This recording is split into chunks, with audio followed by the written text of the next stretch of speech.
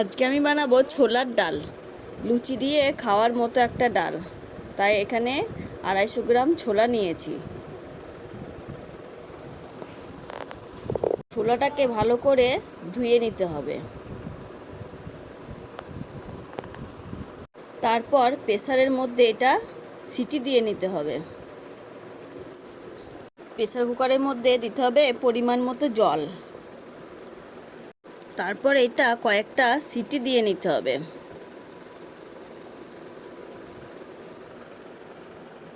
বেটে নেব আদা কাঁচা লঙ্কা, এটাকে ভালো করে পেস্ট করে নিয়ে তারপর জিরে গুঁড়ো লঙ্কা গুঁড়ো দিতে হবে। এটা ভালো করে বেটে নিতে হবে। তারপর এটা বাটা হয়ে গেছে, এবার এটাকে তুলে নেব। কয়েকটা সিটি পড়ার পর এটাকে নামিয়ে নেব। তারপর প্রেসারটা ঠান্ডা হতে দেব। ছোলার ডালের জন্য নেব এখানে ডক্টর চয়েস সাদা তেল, এখানে ধনে গুঁড়ো, সানরাইসের ধনে গুঁড়ো, একটা জিরে গুঁড়ো সানরাইসের, এখানে আছে গরম মশলা, এখানে আছে হিং, আর এখানে আছে আদা কাঁচা লঙ্কা ছিলে বেটে রেখেছি আগে থেকে। ফোড়নের জন্য লাগবে হচ্ছে তেজপাতা, শুকনো লঙ্কা, রাঁধুনি, গোটা জিরে, হলুদ আর লবণ, সামান্য একটু কালো জিরে নিচ্ছি, খানিকটা চিনি, এটা স্বাদ মতো দিতে হবে।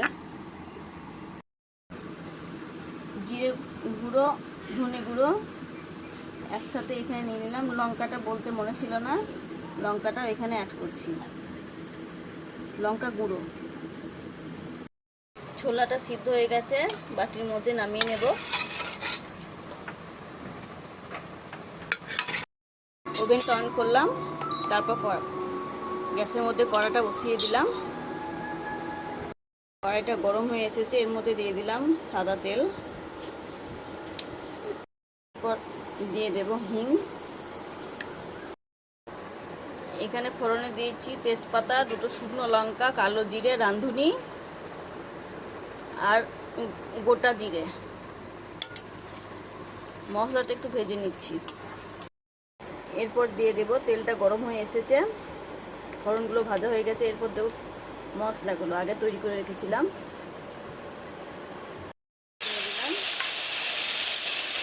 খানিকটা হলুদ দেব,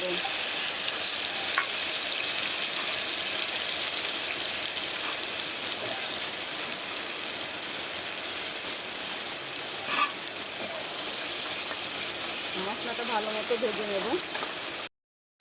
মশলাটা ভাজা হয়ে গেছে, তেল ছেড়ে দিয়েছে।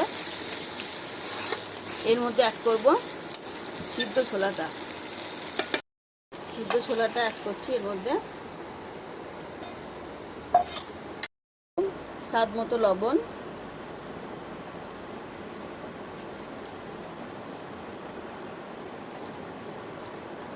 আর দিয়ে দেব স্বাদ মতো চিনি। ছোলার ডালটা লুচি দিয়ে খাওয়া হবে তো, তাই একটু মিষ্টি করতে হবে। এটা আপনাদের মুখে স্বাদ মতো করবেন। ছোলার ডালের মধ্যে টমেটো দেওয়া যায়, কিন্তু আজকে আমাদের শুক্রবার তো সন্তোষী মায়ের বার করেই খাই না, সেই জন্য টমেটোটা দিচ্ছি না। আপনারা দিলে দিতে পারেন। ঢাকা দিয়ে দেব। 3 মিনিট পর আবার ফিরে আসছি। 3 মিনিট পর খুলে দেখি,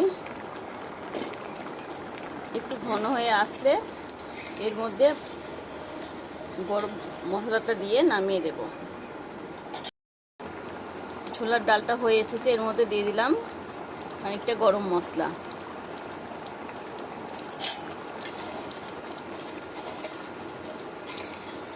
এরপর নামিয়ে নেব। ডালটা হয়ে গেছে, এবার কিছুটা বাটির মধ্যে তুলে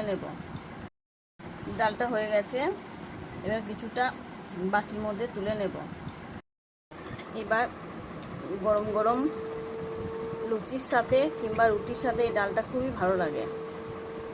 আপনারা ট্রাই করে দেখতে পারেন।